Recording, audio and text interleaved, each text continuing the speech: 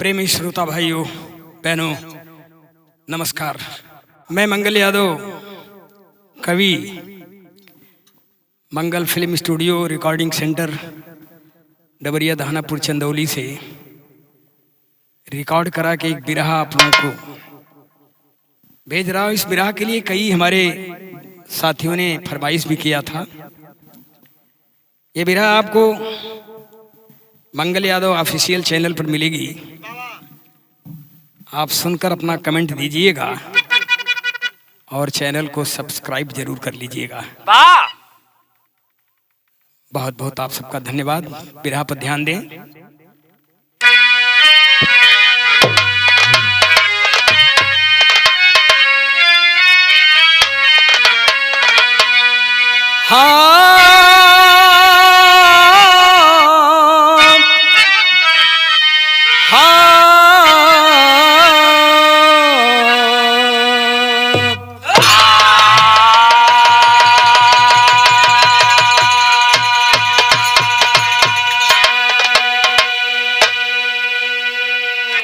सोचते बिस्तर पर मिथिलेश, आधी रात रह गई शेष। आई नींद जरा सा देखा मन का दौड़,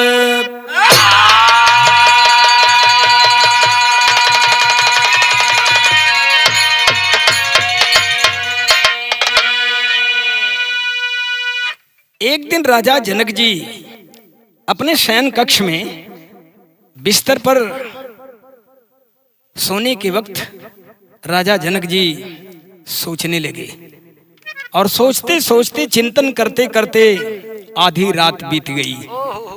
आधी रात के बाद उनको नींद लगी। जब नींद लगी तो नींद में सपना देखने लगे। प्राय हमारी आपकी स्थिति ऐसी कभी होती है, रात्रि में लोग सपना देखते हैं। यहाँ झूमर मास्टर, एक दिन मिथिला के नरेश सपने में गए दूसरे देश। एक दिन मिथिला के नरेश सपने में गए दूसरे देश। आधी रात परदेश में भूखाए गईले, भूखे भूख में दीवाना खोजे हर बस्ती में खाना। रिद्धि सिद्धि में बेगाना पगलाए गईले। दिया एक ब्राह्मणी बिचारी चावल दाल लोटा थाली, पका के खा लिया भिखारी कुल उपाय कईले।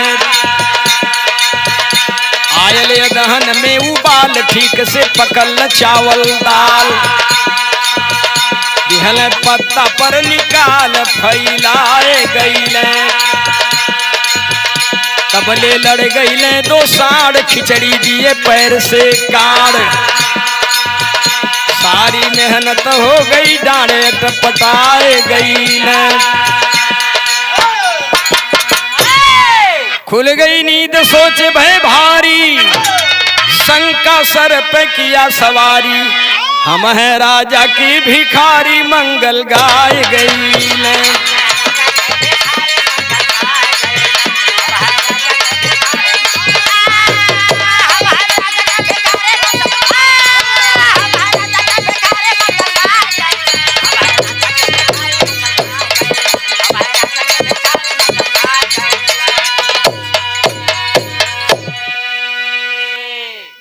सपने में देख रहे हैं कि मैं दूसरे देश में चला गया और रात में भूख के मारे छटपटा रहे हैं। एक गांव में गए, सपने में ही गांव में निद्रा देवी की गोद में लोग सो रहे थे। पूरा गांव के लोग सो रहे थे। जब गांव पूरा सुतल हो तो खाना उनके केखी आई। एक ब्राह्मण के दरवाजे पे जाके आवाज लगोले। संजोग से दरवाजा खुला और एक बूढ़ी औरत निकलती है। लौट कर गई, देखती है रसोई घर में कुछ भी खाना नहीं बचा था, लेकिन वापस आती है चावल दाल लोटा थाली सब सामान ले करके। इन्हें भिखारी समझकर राजा जनक को देती है। बोली लो खिचड़ी बना के खा लो, घर में कुछ पका नहीं बचा है। अभी खिचड़ी सपने में बनावे शुरू कैले, ठीक से पकल न चावल दाल अधहल पत्ता पर निकाल फैलाए गई, अध पके निकाल के लगल फैलाए के ओके जल्दी जल्दी जुड़वावे, भूख के मारी छटपटात रहना। तबले सपने में दूठे साड़ आपस में लड़ गई, तबले लड़ गई दो साड़, खिचड़ी दिए पैर से काट, सारी मेहनत हो गई डाल पटाए गई, खुल गई नींद सोच बह भारी, शंकर सर पे किया सवारी, हम है राजा की भिखारी, मंगल गाए गई।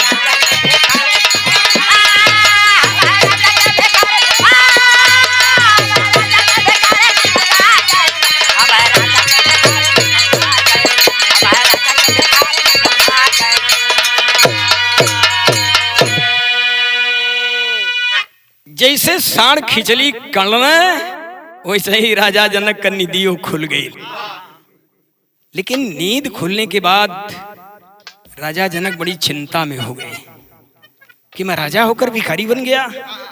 सच्चाई क्या है, वास्तव में मैं राजा हूं कि भिखारी हूं, इसकी जानकारी करनी चाहिए। कहले का पंपलेट छप गया देश भर, गई मुनादी बाज, उत्तर दे ही प्रश्न का जो पाजी तिरहुत राज।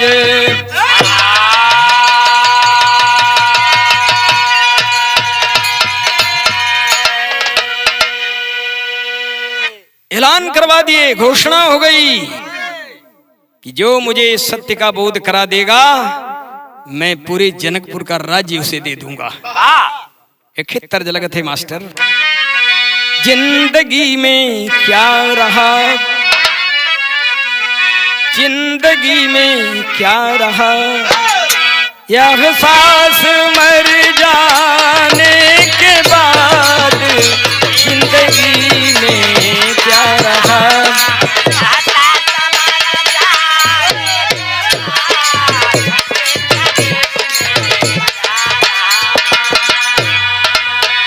जिंदगी में क्या रहा, यह सांस मर जाने के बाद, आएंगे आएंगे आएंगे साजन, आएंगे साजन मेरे, मौसम गुजर जाने के बाद।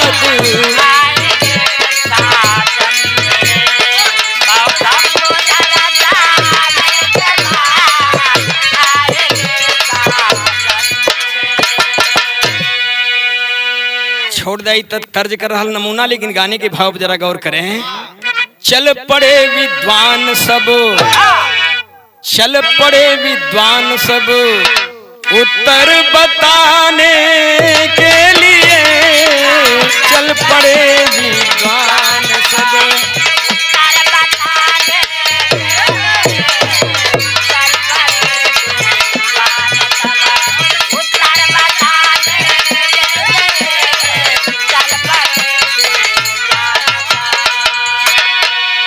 चल पड़े विद्वान सब, उत्तर बताने के लिए, मन में लालच बस गई थी, मन में लालच बस गई थी, राज्य पाने के लिए, मन में लालच बस गई थी।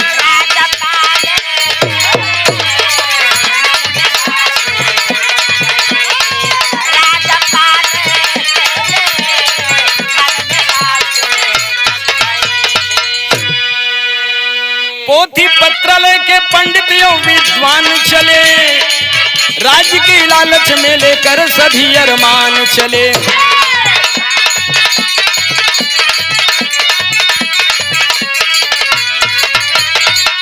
हुक्म जारी हुआ, हुक्म जारी हुआ, जो उत्तर दे न पाएगा कैदी बन करके जेल की हवा भी खाएगा।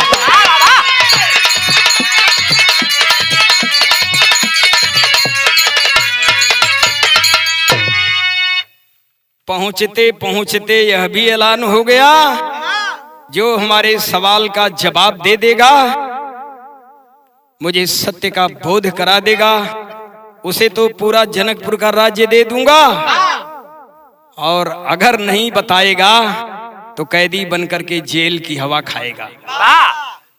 मेरे सिंहासन ऊपर आसन जो जमाएगा, वही विद्वान मेरा सर्वस्व राज पाएगा।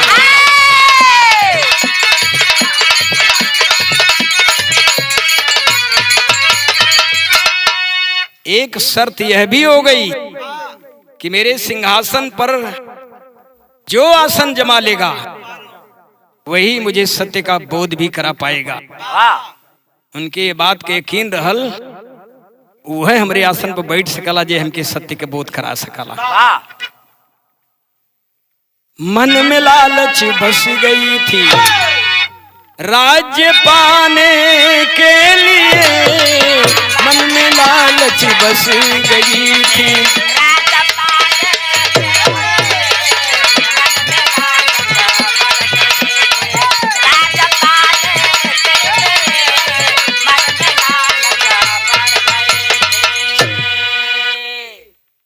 देश के कोने कोने से विद्वान लोग पोथी पत्रा लेकर के जनकपुर में पहुंचने लगे। और जनकपुर में पहुंचकर हुआ क्या, तर्ज लगा थे मास्टर। दिल देता है, दिल देता है रो रो दुहाई, किसी से कोई प्यार ना करे।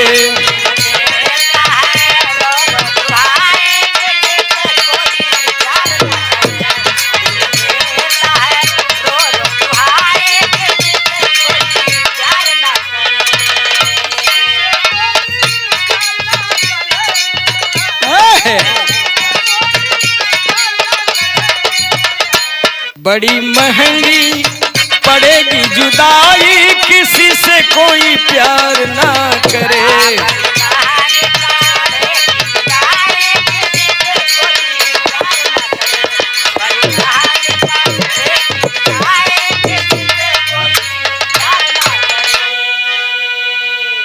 लेकिन गाने का भाव है, कोई उत्तर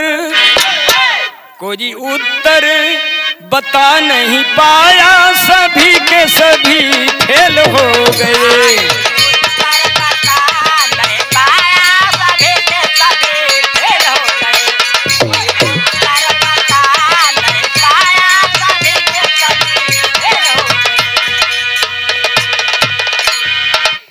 सत्य का बोध तो सद्गुरु कराए,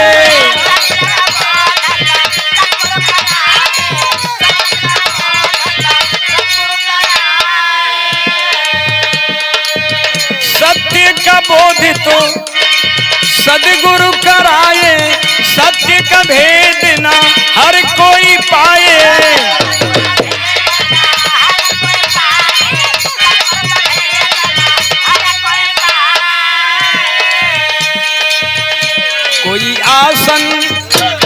कोई आसन जमा नहीं पाया, सभी के सभी जेल हो गए।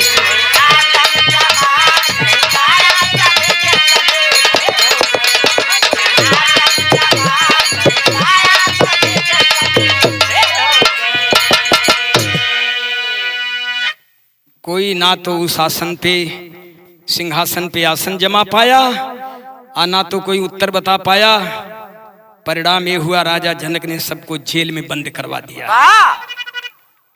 उसी जेल में अष्टवक्र के पिता कहोट भी हो गए, बंद हो गए। अष्टवक्र खेलने गए बच्चों के संग खेले, बच्चे ना शामिल किए, तेरे पिता हैं जेल।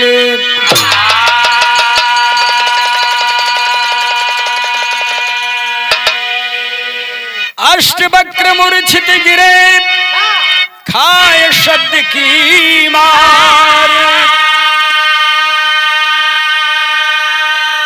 माता से पूछने लगे पिताजी कहाँ हमारे।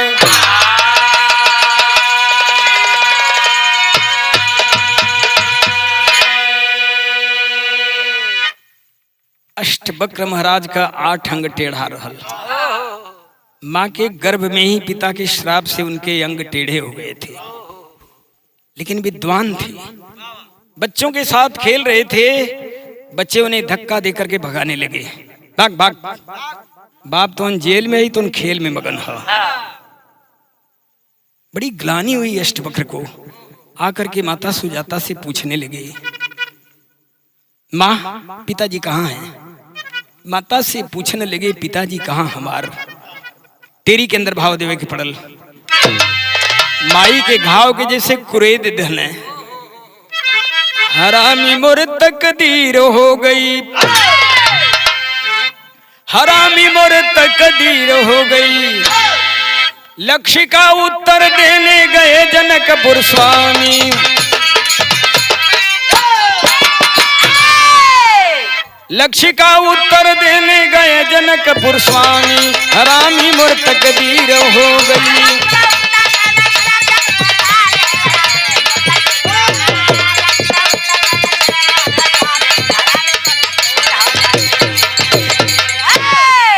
पड़े कैद खाने में विद्वान कितने किताबों के पन्ने पलटते पलटते, मगर भूप को ना दिया कोई उत्तर है। लज्जित जनकपुर में माथा पटकते।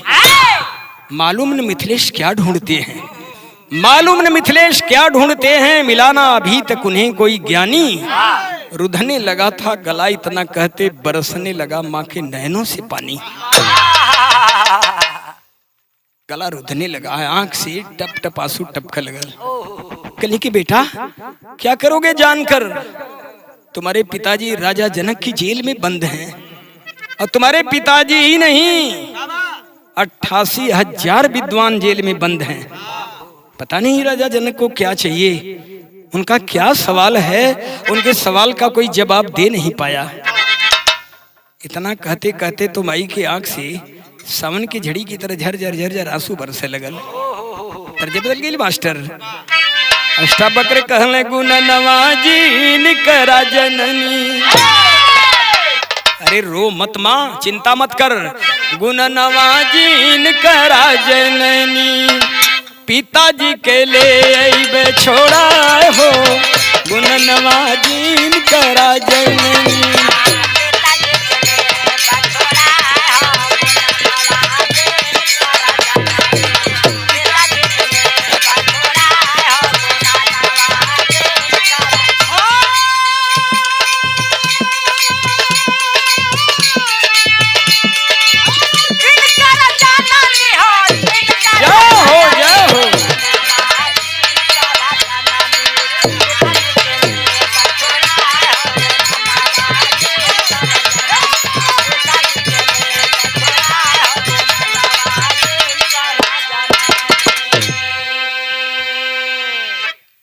बेटवा मतारी के समझाओ तक चिंता मत करा।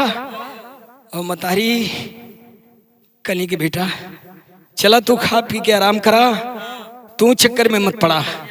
वहाँ 88,000 एक से एक विद्वान जेल में बंद हो गए बना, तू कैसे छुड़ा ले आई बात। जब तक रजाया सुन पाई है ललनवा, पानी पीहा नहीं करी है भोजनवा।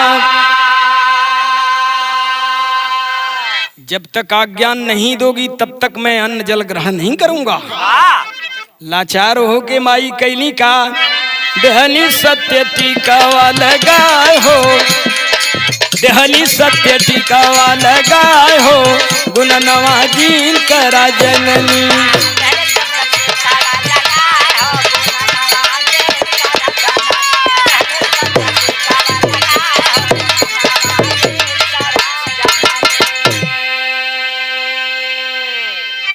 जिद कही गई ले, मैं अवश्य जाकर पिताजी को छुड़ा लाऊंगा। सत्य का टीका लगाकर आशीर्वाद देकर विदा कर देती हैं। जा मेरे बेटा, मेरे लाल तू अपनी योजना में सफल हो जा, जा मेरा आशीर्वाद तेरे साथ है। चल दे। जब राजा जनक जी के दरबार में पहुंचले तो जाके बैठ गए, खतरे का रहा सिंहासन खाली। जितने कैदी रहे जेल में हंसे बजा के ताली। हरामी मोर तकदीर हो गई, अष्टवक्र हंसे कैदी के कर सलामी। हरामी मोर तकदीर हो गई।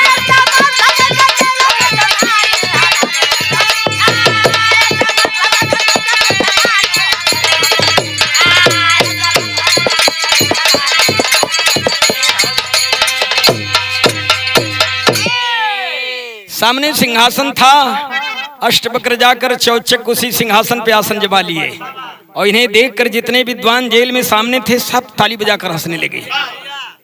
जब ताली बजा के हंसा लगला तो अष्टवक्र महाराज भी ताली बजा के लगला हंसा। लेकिन जब ताली बजा के हंसा लगला वो सब ताली बंद करके इनकर उपहास कर लगले, तब अष्टवक्र महाराज का कहले, अरे हंसो उस विधाता पर जिसने बनाया। अरे मूर्ख क्यों देखकर हमको हंसते, चमड़े की पहचान है तुम सभी को, करनी से अपने हो दलदल में धंसते। तुम लोग अगर अच्छी करनी होते तो आज किए होते तो जेल में नहीं होते हैं। लेकिन कहे राजा जनक ये विद्वान हैं सब, बोले जनक जी ये विद्वान हैं सब, उपहास से इनकार न करिए महाशय। तो कैदी बनाकर रखे हो इन्हें क्यों कहे अष्टवक्र समझ करके आसे। इतने ना यहाँ तक कह देना कि इन सबको केवल चमड़े की पहचान है, ये मूर्ख हैं, चमड़ी की पहचान करने वाले हैं। लेकिन राजा जनक ने कहा ऐसा मत कहिए, सब के सब विद्वान हैं। कहले तो विद्वान है तो विद्वानों की यही कदर होती है तुम्हारे दरबार में, विद्वानों को जेल में रखा जाता है। तो राजा जनक के लगल छाप है। और राजा जनक के तो मन में वैसे ही भी धीरे धीरे भाव आने लगा था कि मेरे सिंहासन पे कोई आसन नहीं जमा पाता था, कोई चढ़ नहीं पाता था, ये बैठ गया कैसे। तब एक तर्ज बदल गई मास्टर, ये लाचारी का तर्ज हो, ठाड़े गोरी गंगा हिलो रे, ठाड़े गोरी गंगा हिलो रे, झुलनिया ले गई मछरिया।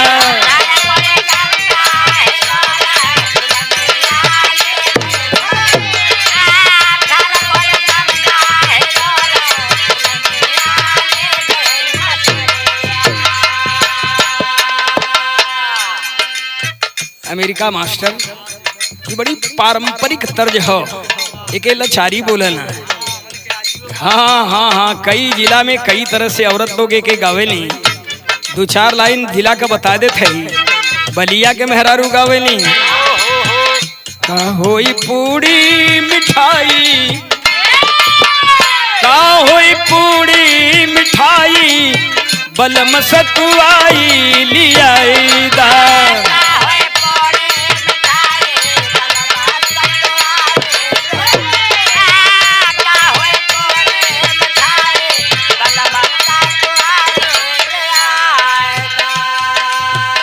आवा बढ़ के तनी हर मऊ और गाजीपुर के मेहरारू का गावैली, सैयर है चाहे जाए हो, सैयर है चाहे जाए हो, मोर मन देवरा से राजी।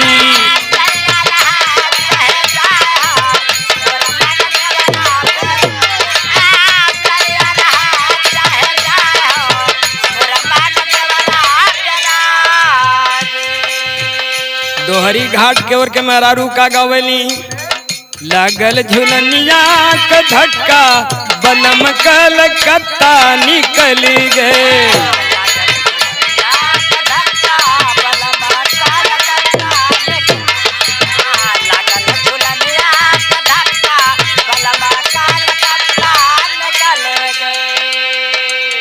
बनारस चंदौली का मेहरारू कैसे गावली? तर नरियरवा कबारी ऊपर शाम गेदा लगाई दा।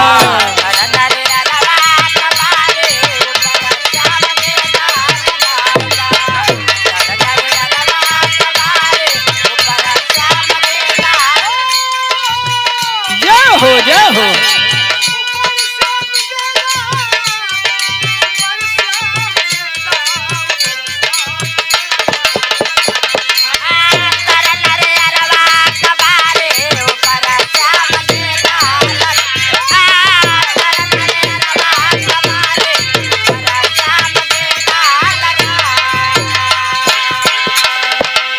मिर्जापुर का मेहरारू गावेली। ठाड़ गोरी गंगा हिलो रे झुलनिया ले गई मछरिया।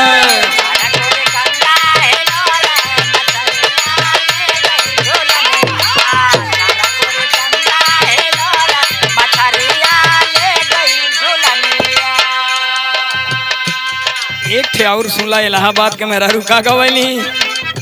गेहूं के बाल ले गए सुगना बलमा मोर पूड़ी के तरस।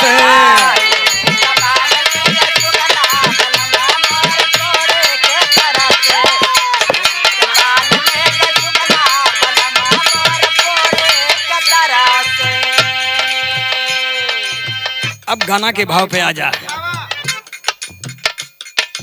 राजा जनक जी कहले कि सब विद्वान हैं, इनका उपहास मत कीजिए। तब अष्टवक्र का कहना है, काहे बजाए कुल ताली जनक तनी तो हई बताई दा।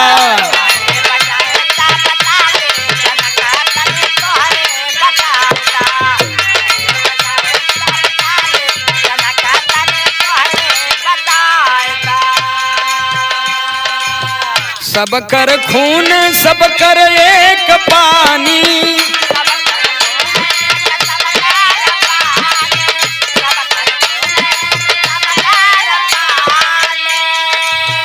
सब कर खून सब कर एक पानी, अंतर बतावे उन्हें हम जानी।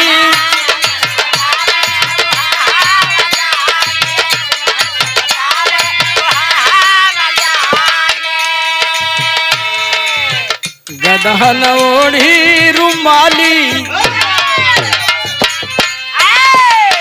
रुमाली कहीं कहीं गमछा के भी बोलना।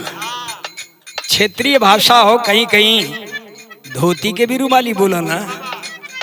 गदहन ओढ़ी रुमाली जनक तनी तो हई बताई दा। क्षितिजल पावक गगन समीरा पंच तत्व रचित शरीरा। सबकी शरीर में 5 तत्व हैं, सबकर खून सबकर एक पानी, अंतर बतावे उन्हें हम जानी। इतना ना कहना टेढ़ सोझे उखिया कोल्हड़वा में जाले, अकलिया के गलिया में दोनों पेराले।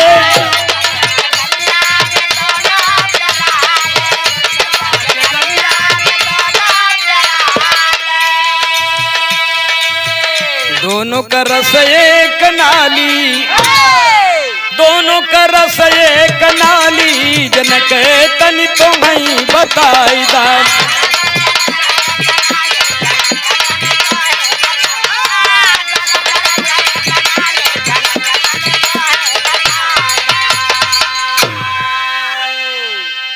देखा किसान भाई लोग ऊख का खेती करल हैं। उखिया कोनो कोनो बड़ी सुंदर सुडौल होले, वही में कोनो कई टेढ़े टेढ़ होले, लेकिन पेराले कुल संगवे। दोनों का रस एक नाली, रस दोनों में एक बराबर निकला, मिठास वह होला। अष्टवक्र हैं, अष्टवक्र कहें प्रश्न सुनावा, बोले जनक विहंगा। राजा के मोहि मिलल उपाधि, काहे भय भीख मंगा। हरामी मोर तकदीर हो गई, अष्टवक्र कहें हो दोनों विषय में खामी। हरामी मोर तकदीर हो गई।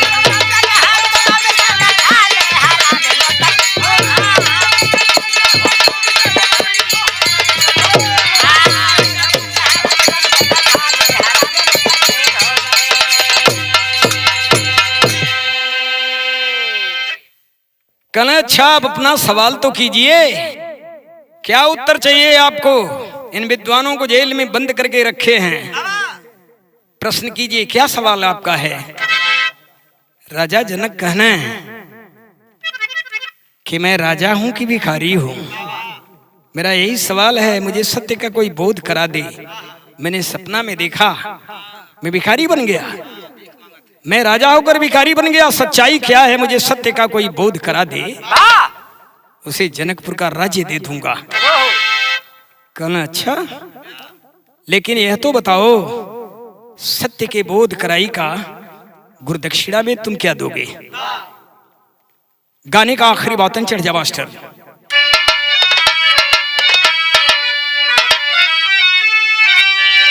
बोले अष्टवक्र दुई में को ना सही, कैले राजा जी गुननिया का देसवा कही।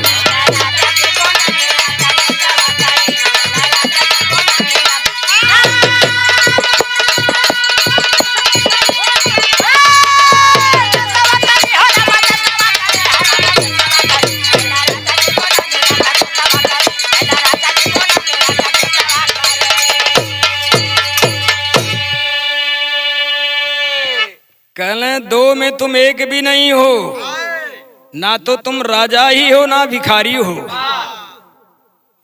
राजा जनक बड़े चिंता में पड़ गई ना, कहले आखिर मैं हूं क्या? मैं राजा हूं और आप कह रहे हो कि मैं कुछ भी नहीं हूं। कहले कि सुनो, राज तुम्हारा नहीं जनक जी है प्रजा की थाती, तेरे बाद बेटा इसका हकदार बनेगा नाती, राजा पर जाके विधनिया का देसवा कही।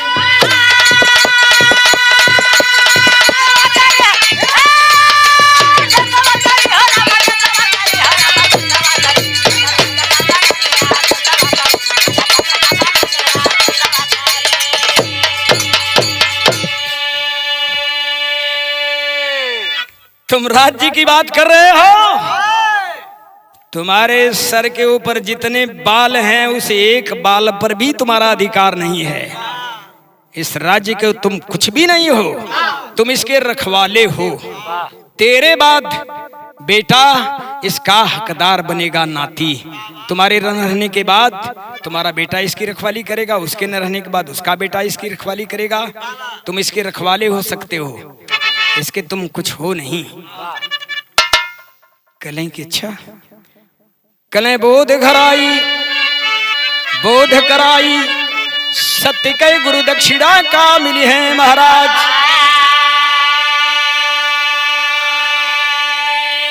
कहे जनक पाइब जवाब हम दे दे सारा राज, करब जा जंगल में भजनिया का देसवा कही।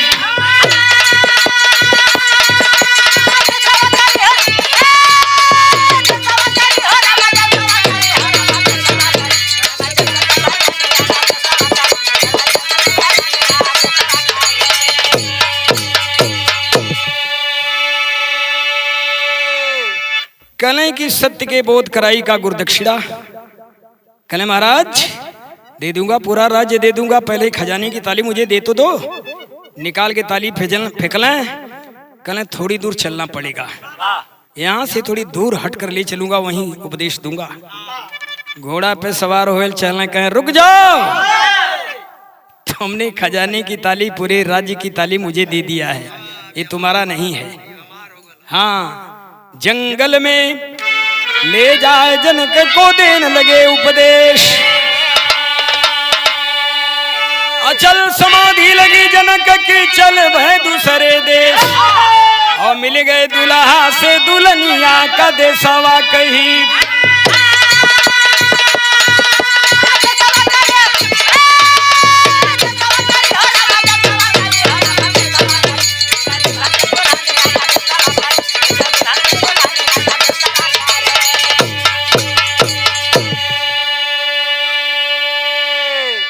राजा जनक जिज्ञासु बनकर ढूंढ रहे थे, उन्हें सदगुरु की तलाश थी।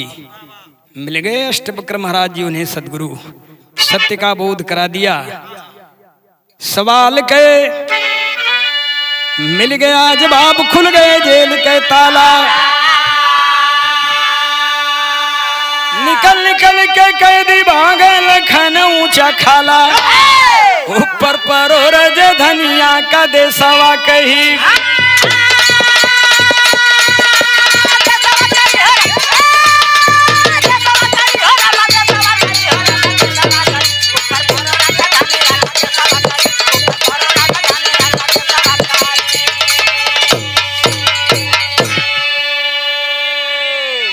ज्ञान मिल गया राजा जनक को, अष्टवक्र मिल गए उन्हें सदगुरु, सवाल का मिल गए जवाब, खुल गया जेल के ताला।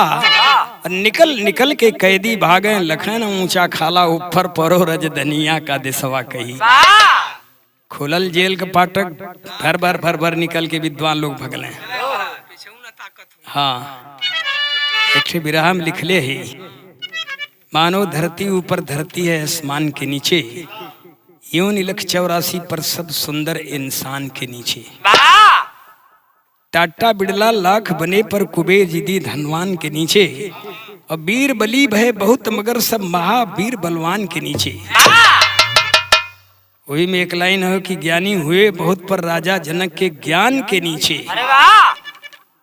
तो बड़े विद्वान राजा जनक थे, फिर भी सदगुरु की तलाश थी, उन्हें मिल गए सदगुरु महाराज स्वामी गुरु बिहारी रमन राम किशुन शिवनाथ।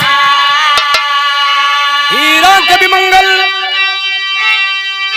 सदगुरु को झुकावे माथो।